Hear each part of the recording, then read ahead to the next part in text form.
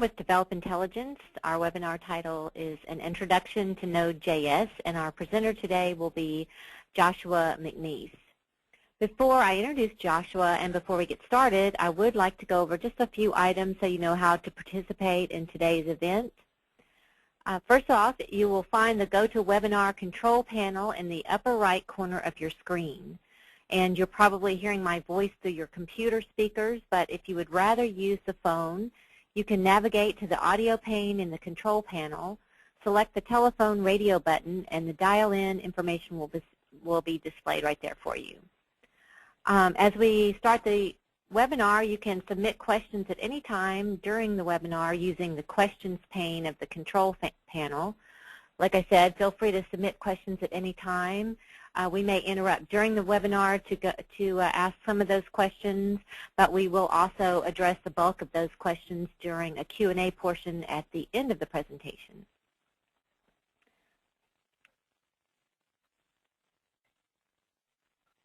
So we've got a few people still joining. I'll get started. I'll introduce Joshua here in just a second, and then we'll get started.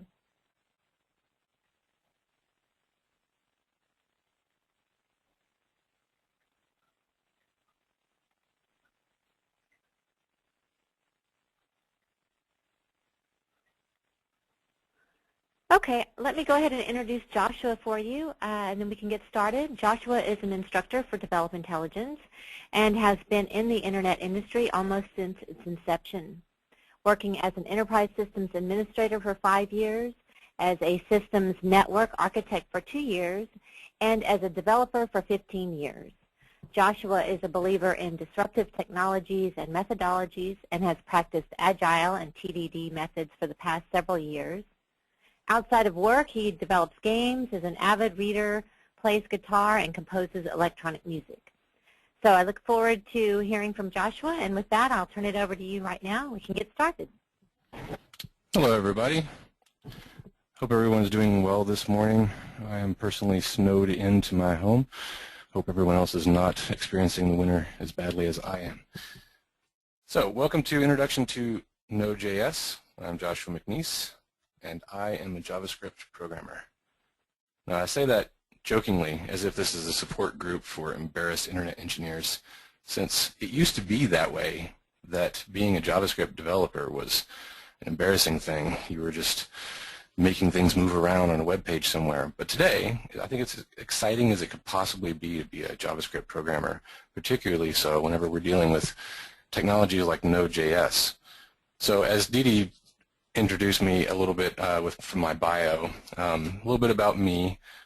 I've been in the internet industry for about 20 years now, and I've been a developer for about 14 years, and I've been using JavaScript for the past 8.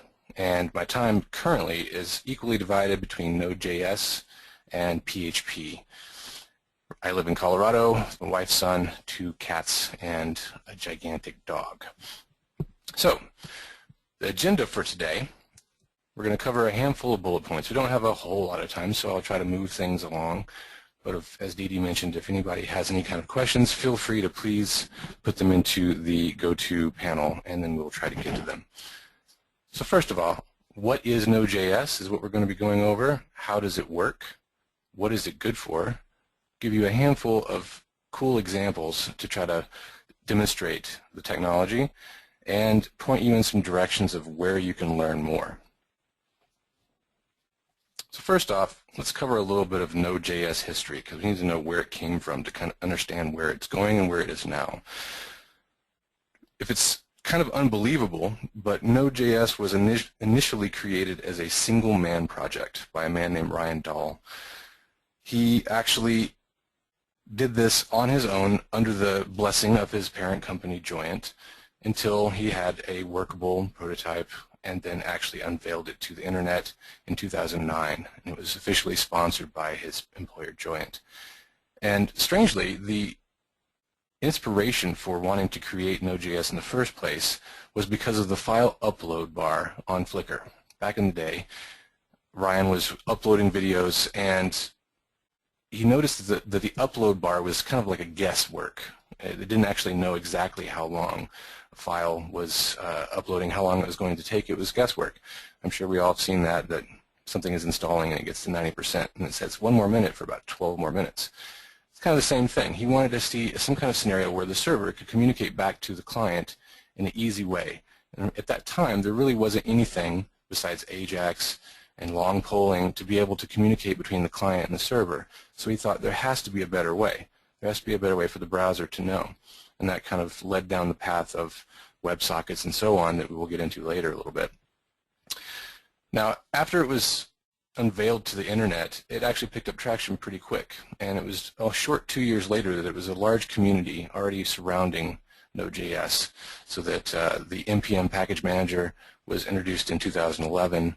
And additionally, in 2011, Microsoft partnered with Joyent to bring a native Windows version, because previously you could only run it under Cygwin and other various workarounds. 2012, Dahl stepped aside as the project lead, still involved, but he stepped aside to pursue other new research projects. And since then, it has gone through a couple changing of hands in terms of project lead, but it's still definitely one of the larger communities out there right now in the open source world. Now, he decided to use the V8 engine, which is Google's JavaScript engine, to build Node.js due to the fact that it was open source. And he chose JavaScript to do this real-time communication between the client and the server because he noticed there wasn't really anything out there for JavaScript that would run on the server that was really viable, that would be able to deal with non-blocking I/O on the server. Now, we'll talk about what that means in a little bit. Now, as far as the future of and the now of Node.js, one thing that's very interesting is that it's about as bright as it possibly can be for any kind of project, especially an open source project. In the 5 years since its release, it has become the 3rd most popular project on all of GitHub. It has over 2 million downloads a month. Since version 0.10 came out, there has been 20 million downloads of the software, and it is already in use in production by some very large brands such as Goldman Sachs, eBay, Condé Nast, Dow Jones, Apple, Yahoo, and quite a bit more. You'd be surprised. I can go over some of those later. Now, according to Indeed.com, since 2010 January, the number of Node.js positions for jobs out there have actually increased by more than 90,000%. That's an incredible trend of Node.js jobs out there. People are hungry for people who are proficient in Node to be able to change their architecture. And according to Google, the search trends have increased also year over year. I wish I had space for a graph for this, but you'd see that the interest of the Node.js search trends have increased while other quote-unquote hot technologies such as Ruby on Rails have declined or stagnated like Objective-C. So what that means is that now's the best possible time to be learning about Node.js. It definitely is very intriguing. Everyone wants to know about it, and you guys are in the right place right now to get started learning a little bit about what it means. So, let's start off. What exactly is Node.js? Now, according to the website, Node.js is a platform built on Chrome's JavaScript engine for easily building fast, scalable network applications.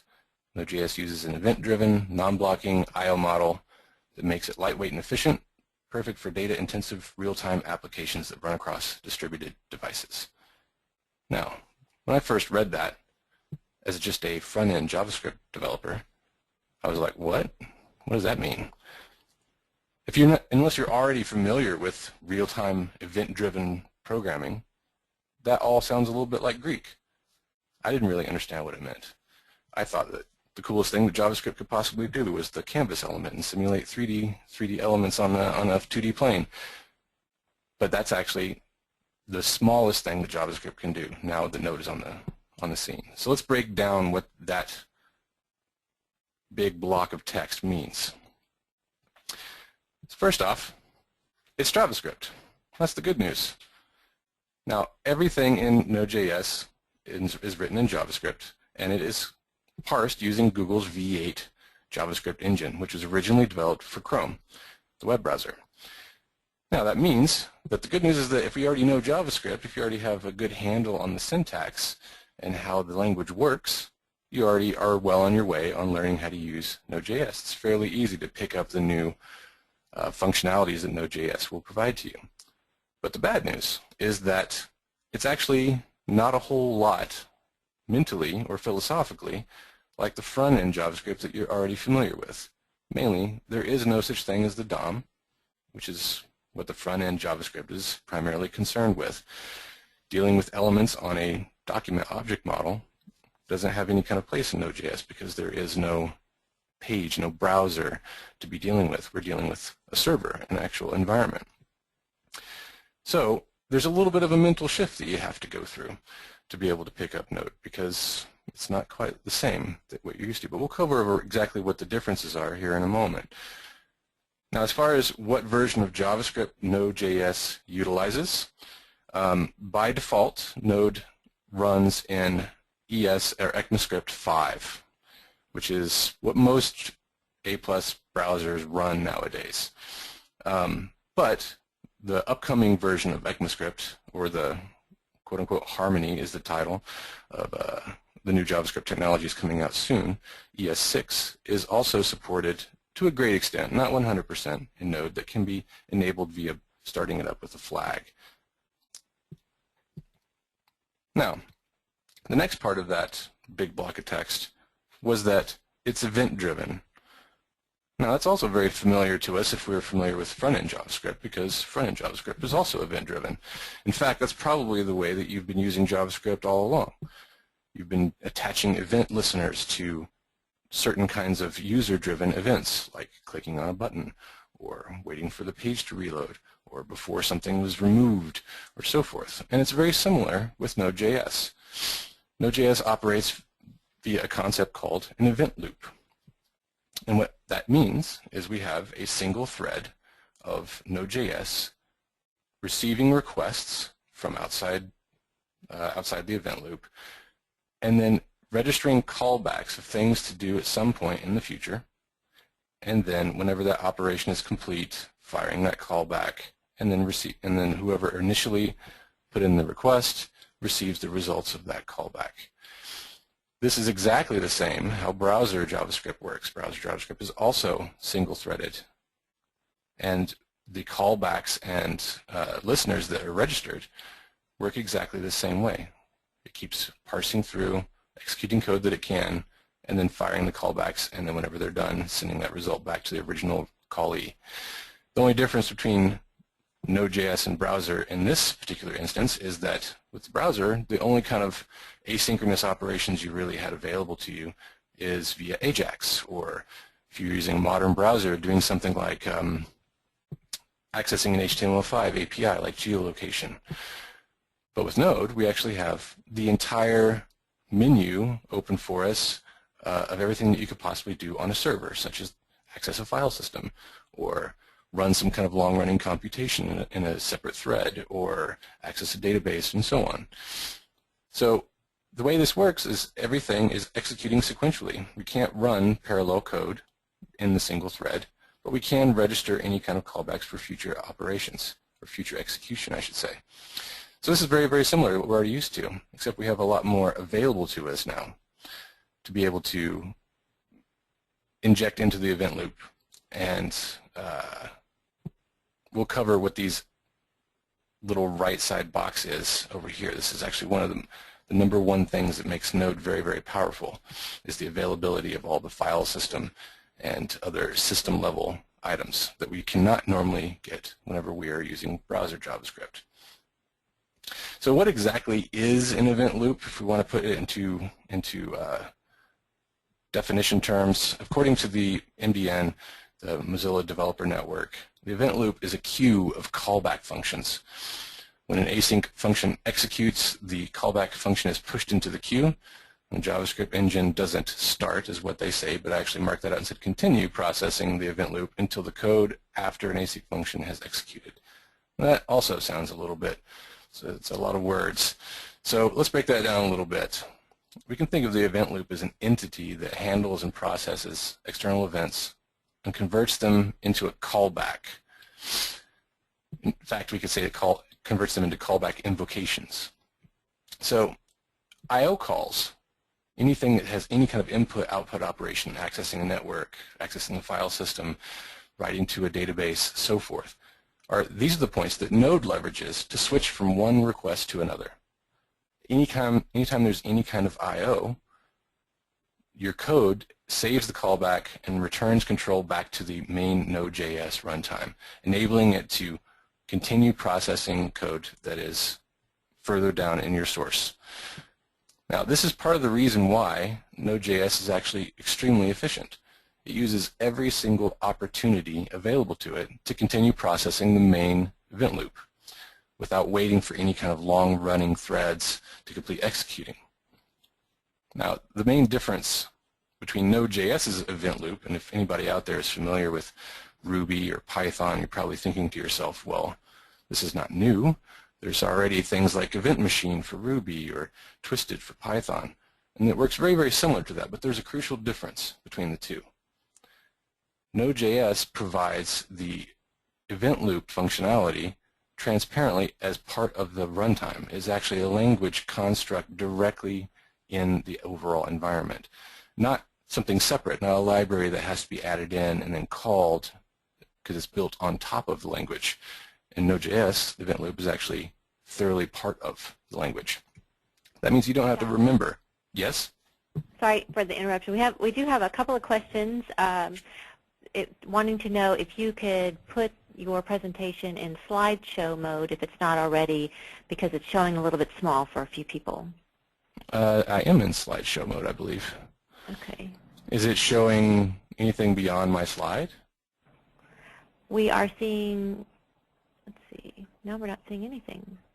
It was showing small for some of our viewers. That looks pretty small. Maybe Let me see my wording. Is there a way to switch between screens? Is it possible that I'm showing a different screen? Okay, they're saying, oh, perfect for me. It shows extra stuff. We're showing presenter mode. It's showing fine. Showing presenter mode. Okay. We'll do this. How about that? I think that's probably going to be better. What do you guys think? Yes. One act and everything else is good. Oh, never mind. That's a good act. Never mind. All right, so I think the consensus is this is perfect. All right, so go ahead. Thanks. All right. I apologize, everybody. I did not know that I was showing presenter mode. That's kind of embarrassing. All right, so where was I?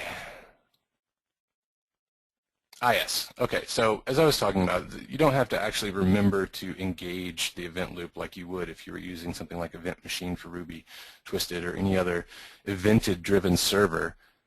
This is built into the overall application stack. So the way that works is that the instant you begin the process of running Node.js, it enters the event loop. And whenever the last callback invocation has been run in the event loop and there's nothing else to process, the process ends. And it's as transparent as that. So going hand in hand with that concept is Node.js's primary strength, as far as I'm concerned, is its non-blocking I/O. JavaScript already is by its own nature asynchronous. And whenever you add non-blocking I/O, it actually gains a whole new tier of power. The way that works with Node is that anytime there's any kind of I/O process, it's delegated to a separate pool of threads. So if you remember the first diagram, Node primarily is itself a single-threaded application. And anytime there's anything asynchronous to be done, especially when dealing with anything server level, system level, it's delegated to a separate pool of threads that is managed wholly by the Node.js runtime. You don't have to ever think about it.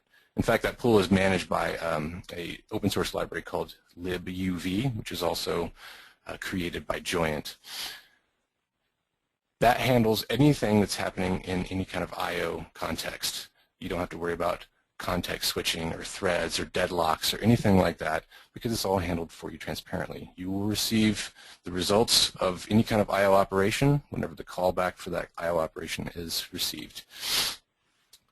Callbacks to execute once I/O operations are completed or added to the event loop for future execution, much like any other kind of callback in the overall event loop.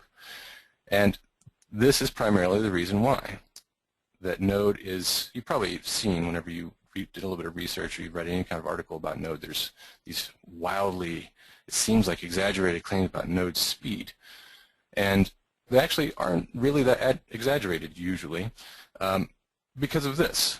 Think of it in terms of the I/O itself. This is one of the main theses of Node's development, is that any kind of I/O is considered expensive.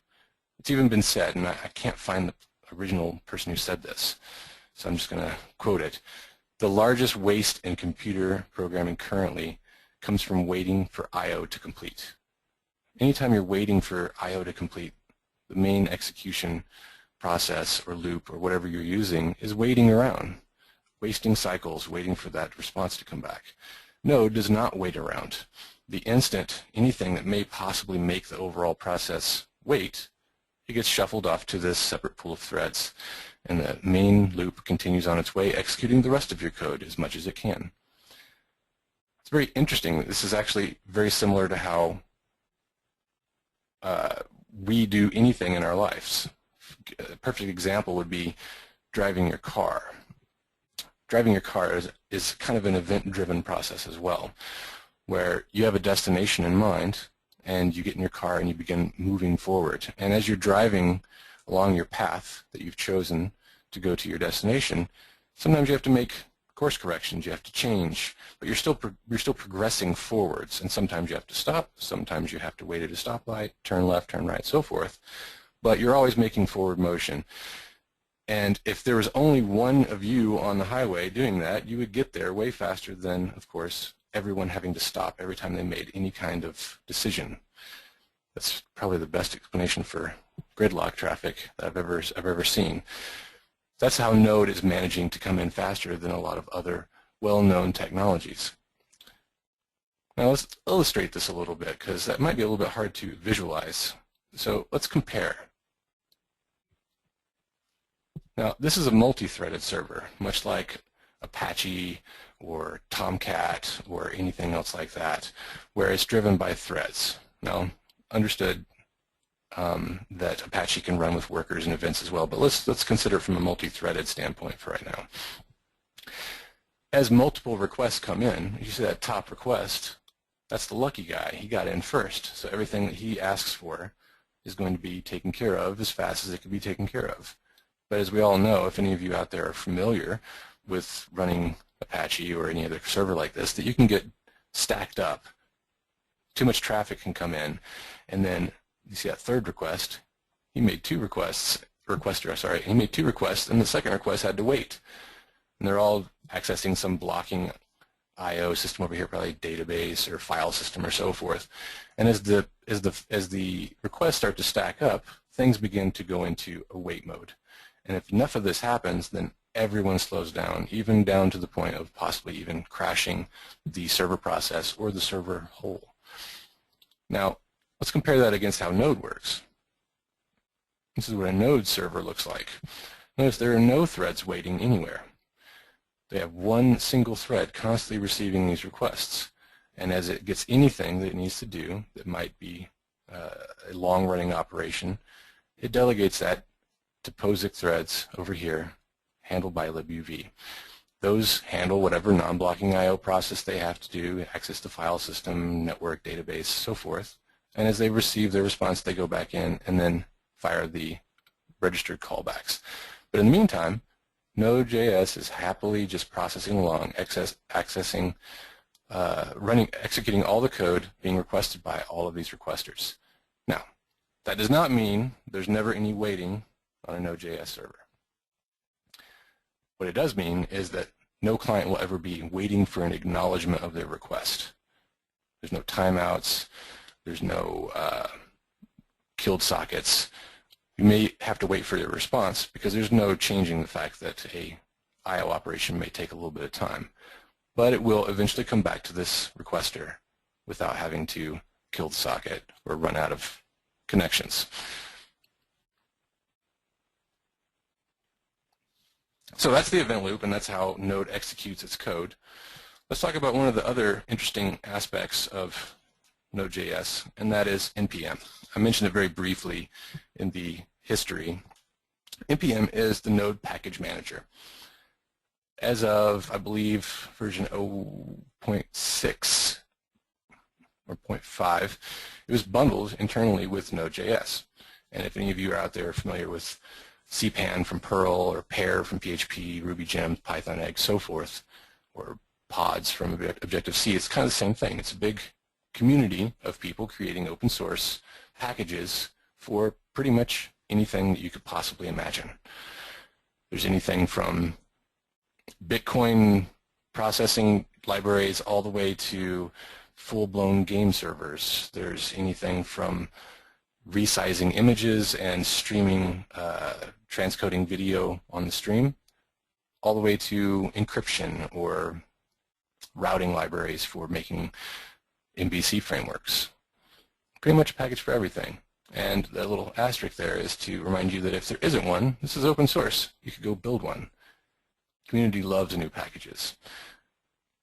It's very easy to build packages as well. They're all built with JavaScript. You just create a JavaScript file, bundle it in a particular format, and submit it to NPM, and you have a package people start using.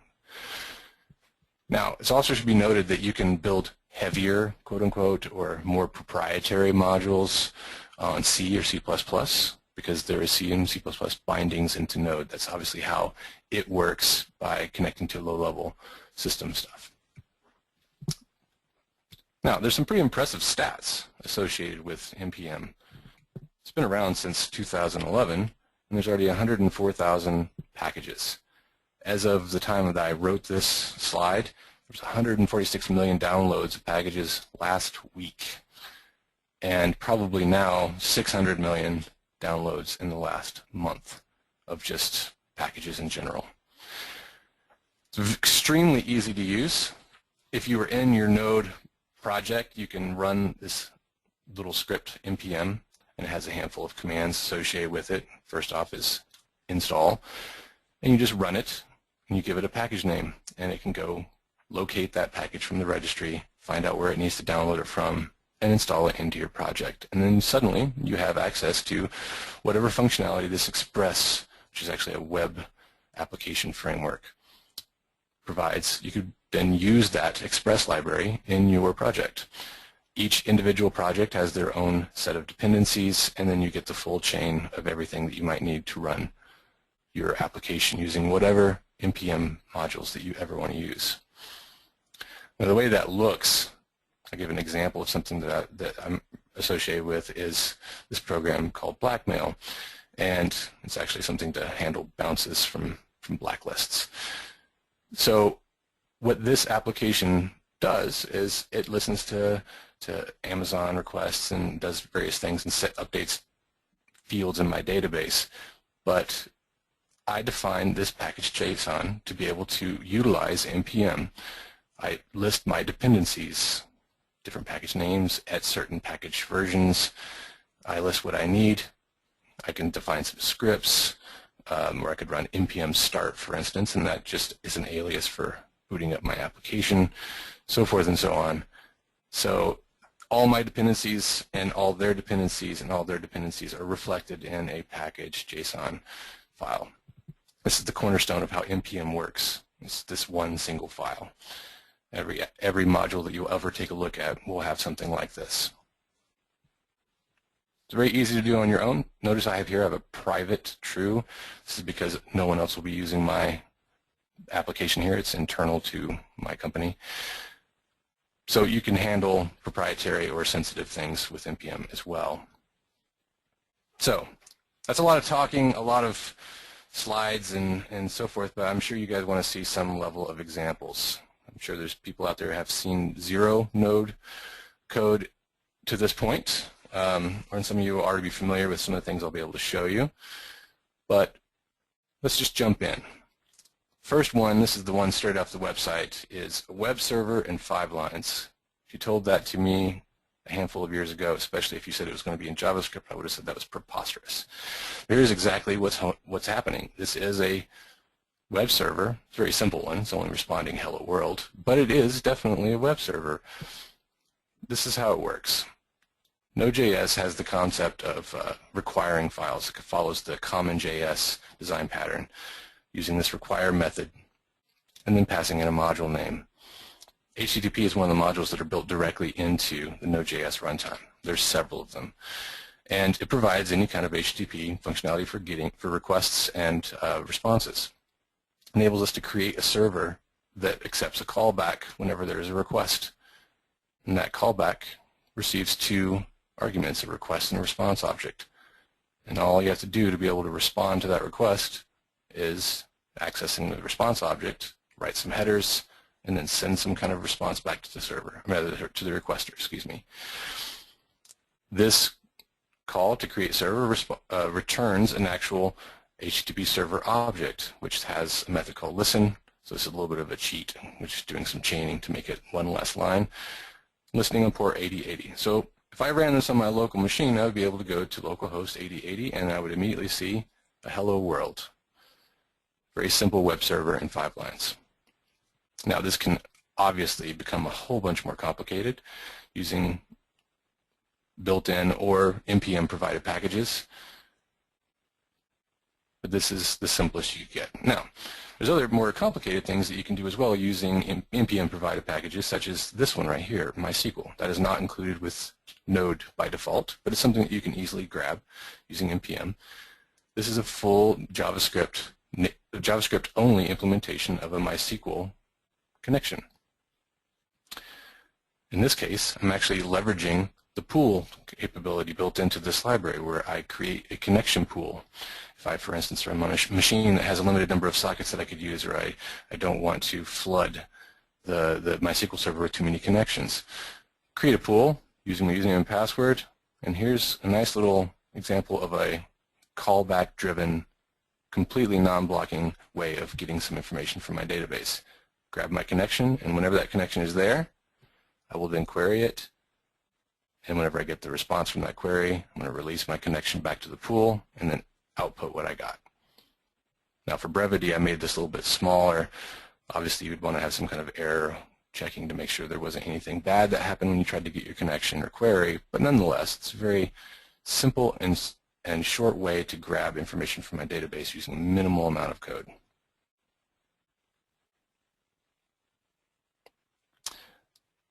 Also, another example. We've Yes. got a question. Anna Sure. would like to know, can you put several queries into the pool? You can make as many queries as you want. If you open up a connection, you can run multiple, like if you're asking, can I have multiple of these connection query blocks inside of this get connection? Absolutely. Due to the way that Node and JavaScript in general operates, your code begins to execute sequentially, so line by line. I would grab my MySQL module, grab my pool, and then it would execute get connection, and then it registers from here to here. You guys are seeing my mouse, right? No, you're not. From here to here is the callback to fire whenever the connection has been established to the pool. And whenever that executes at some point in the future, then anything inside of it is executed sequentially. So we run this connection query. If I had multiple of these in this callback, they would execute here, and it registers callback, and then it would move down to the next one. So you can have as much code in here as you need. It's just executed sequentially until it receives something that is considered asynchronous, and then it registers a callback for future execution. Hopefully that answers the question. Okay, and so just to confirm, she says multiple queries in the same pool, correct? Yes, you can run as many queries or any other things that you want to do. You can get low-level server information, or anything that you could do with the MySQL connection, you could do with this library as well. Okay, great. Thank you. So another example, and I like to use this one because it demonstrates one of the other massively powerful things that Node.js provides, is that almost every single I/O operation is handled by streams in Node. And by streams, I mean the streams that you're familiar with if you are familiar with any kind of POSIX system, primarily any kind of Unix-like system that handles streams and pipes and so forth. All the I/O operations are exactly that, exactly what you would expect out of a Unix-like piping system. And to illustrate this short little bit of code that is trying to encrypt a file with a passphrase. So using built-in functionality, these are modules that are available directly in the Node.js runtime, crypto and FS. Crypto, of course, cryptography, and then FS is file system. I create a cipher object called AES using this AES 256 cipher with my passphrase. And then I open a file that I want to read from in a stream. So I create a read stream from a file that already exists. And I create a write stream to a file that maybe doesn't exist yet. This is my file encrypted. And then it's just a matter of piping the data flowing through these objects into each other. The read stream reads from the file, my file text. I pipe that stream of data into the AES object, which then, in turn, I pipe into a file write stream from my file.encrypted. And then I attach an event listener to this write stream saying, when you're done writing, echo something out into the console saying that I'm done encrypting. Then my file would be encrypted in a theoretically unbreakable encryption algorithm. A lot of stuff works this way. If we go back to this example right here in the web server, these request and these response objects are also streams. The request object is a read stream, and the response object is a write stream. So I could take I could read a file directly off the file system using a read stream and pipe it into the response, and it would stream that file directly to the requesting client. It enables you to build some extremely powerful things. Does anybody have any questions on this example either?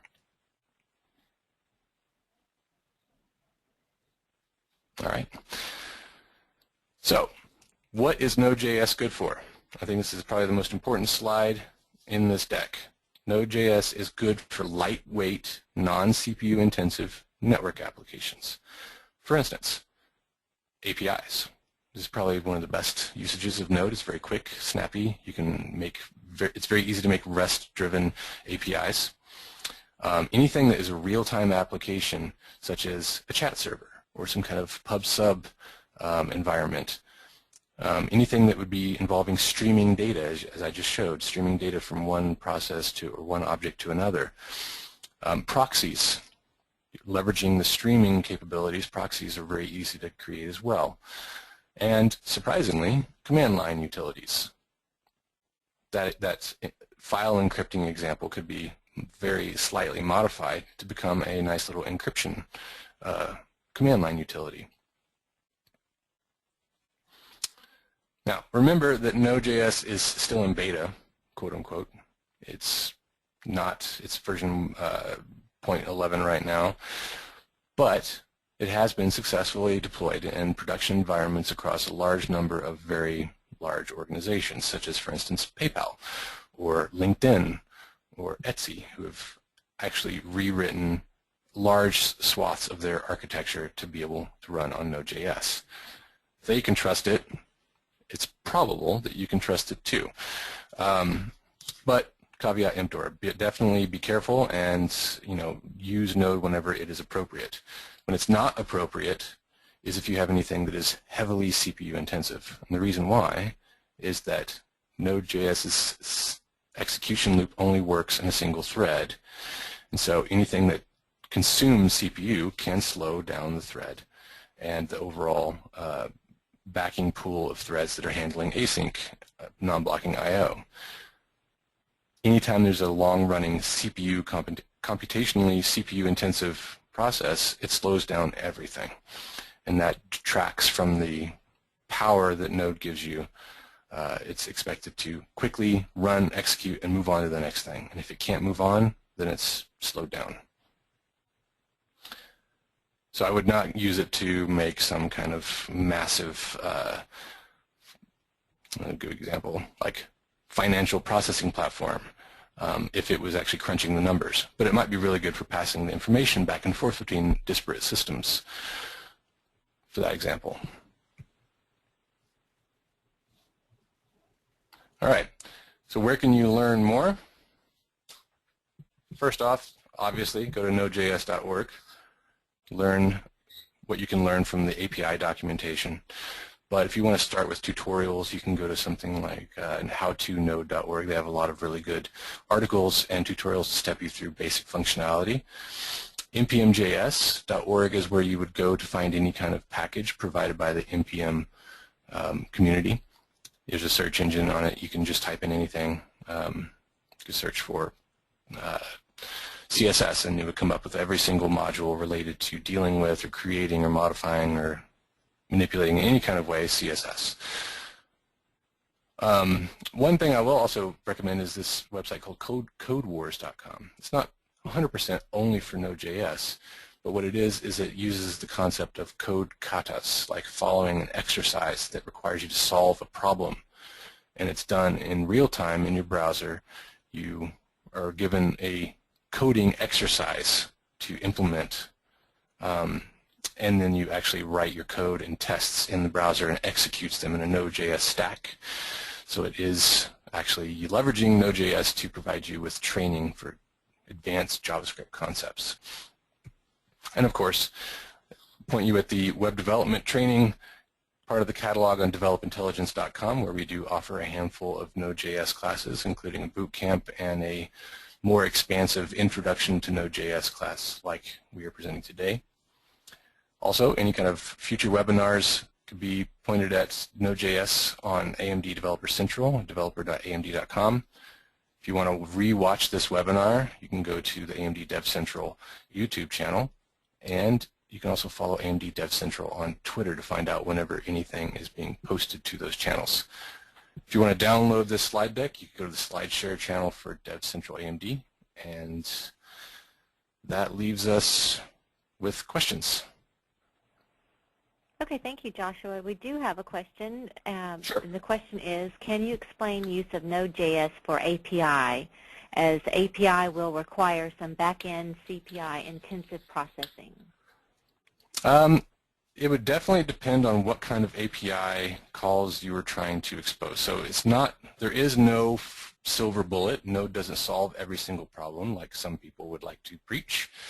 It definitely has its place, and it definitely has times when it's not useful. So if you do have an API that is doing on the server that would be providing the API some CPU intensive operations, and I mean like seriously intensive, then Node might not be the best choice.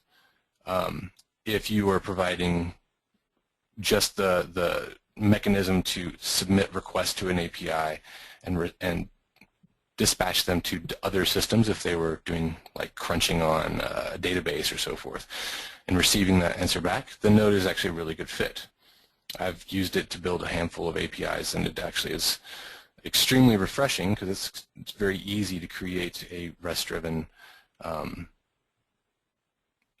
API server using various NPM modules such as Express or Connect that enable you to build routing and respond to put and post and delete kind of HTTP requests. Okay, we have a couple more questions. One participant wanted to know, can you back up one slide and just stay on the links page for a few minutes? Absolutely. Okay, let's see. And Anna would like to know, can she, how, or can she and how could she download the examples? The examples that were in the slide deck? Yeah, Anna, do you want to clarify? If you want to look at the slide deck, I'll be posting that later. But if there's some other examples that you're thinking of, clarify that and we'll come back to your question. Let's see. Oh, yes, she said yes. So, yes, the slide deck will be available on the AMD Developer Central SlideShare channel, which is that bottom link that you're seeing on your screen right now. And also the first example that I had in there is taken directly from the Node.js website. Creating the web server in 5 lines can be copied directly off the front page of the website. Okay, cool. All right, so let's see. We've got another question. Have you ever deployed a Node.js application to production? I have, yes. Let's see, how much can I talk about it? It's an internal project that was built to dynamically resize image files and extract thumbnails from videos for basically being an origin server for a content delivery network. So what that means is all of our main website is pointing at a CDN that serves up all of our image-related assets, and you can ask it for an asset, let's say an image of someone's profile picture, and then you can request it with a bunch of different modifiers saying I want it to be 400 pixels high and reversed in grayscale or whatever, and then that request is proxied down to these node servers that, using a system of streams and sometimes streaming the results of actual binary commands on the servers that they're running on, modify those image files after fetching them from S3, and then respond them back to the CDN. The CDN responds back to the client, and then we built up a huge caching mechanism of dynamically created image files. And it's been running for, I don't know, well over 2 years now with very little trouble. Okay. So we have another question, and the question is Node.js application secured? Have any security flaws been exposed? Like any open source project, there's been security alerts, but the community is very quick to modify anything that needs to be modified. It is an open source project. It's on GitHub. You can go directly to and see any issues that are opened and how quickly that they are responded to and patched. So I'm not aware of anything truly egregious because it uses third-party libraries for most of its security. For instance, uses libSSL to handle any kind of encryption between HTTP clients and servers. That being said, there was recently a handful of libSSL bugs found. So in that way, it kind of inherited some vulnerabilities, but they were fixed. Okay, thank you. All right, our next question is it possible to unit test Node.js code? Absolutely. In fact, if you go to npmjs.org and type in unit testing or TDD or BDD or any kind of derivative, you would find dozens and dozens of packages available to you to build unit tests or behavioral tests, or even so far as simulating an entire browser environment and taking snapshot visual diffs of a page to make sure they haven't diverged from a visual standard. But yes, you can absolutely do it. There's all the functionality available to do code coverage, static analysis, and so forth. Anything that you can do with C or PHP or Java, you could do with JavaScript as well. Okay, and Alex has a question. Can you recommend an IDE or a text editor for Node.js? Absolutely. I would personally recommend WebStorm by JetBrains. They're the company that provides IDEA, one of the leading Java IDEs.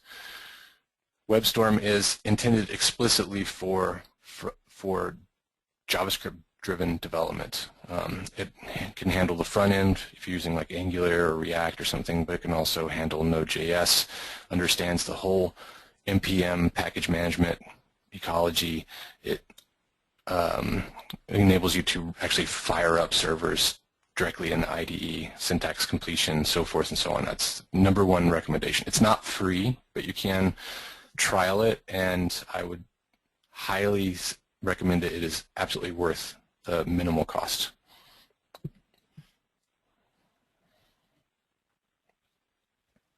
Okay, and we have another question. Is there a free one that you would recommend? A free one. I don't know if I'm the best recommender for it. I would probably, if I couldn't use WebStorm, I would probably end up using like VI, but that's not an IDE. Let me think. You can use Atom, which is the IDE built by GitHub. It's actually in part built in Node.js, but it can be used and it is free. And what do you think about Sublime Text? I have a love-hate with Sublime Text. I use it for just opening up text files. I've gotten extremely spoiled from my IDEs, and I feel like Sublime Text doesn't give me the things that I personally want. But that's not a condemnation of Sublime Text. I just don't personally like it. Okay, let's see. I think we have another question coming in. Should I rewrite my application in Node.js? That would totally depend on your application. What I would recommend is if you have some kind of opportunity that you think using the bullet points that I had here, what is it good for? You have a new API coming up, or you have some kind of scenario where you need to build a subscriber or consumer of event data, or you need to stream a bunch of data from one location to another, any of these options, and you have that project coming up and you want to learn Node.js, and your managers or your company will give you the time and ability to be able to do it, then yes, you should definitely write it in Node.js. But I don't think that it's probably a good idea to dump your application, whatever it's currently running on, especially if it's stable, and then jump onto the bandwagon of Node.js just because it's new. There are plenty of people out there doing it, but I think it should be a little bit more reasoned, caution approach. Node.js is great for a lot of scenarios, but it's not, like I said, a silver bullet for everything.